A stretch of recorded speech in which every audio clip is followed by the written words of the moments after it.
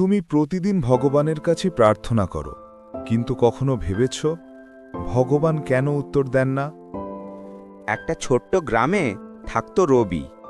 প্রতিদিন ভোরে সে মন্দিরে যেত, ভগবানের সামনে দাঁড়িয়ে বলতো, ভগবান, আমায় একটা লটারিতে জেতাও না, একবার যদি ভাগ্য খুলে দাও।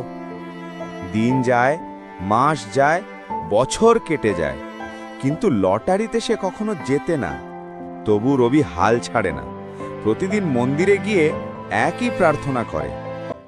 কৈলাসে বসে পার্বতী মা সব দেখছিলেন। তিনি শিবকে বললেন, ও যে তোমার এত বড় ভক্ত, প্রতিদিন মন্দিরে আসে, তবু তুমি ওর ইচ্ছে পূরণ করছো না কেন?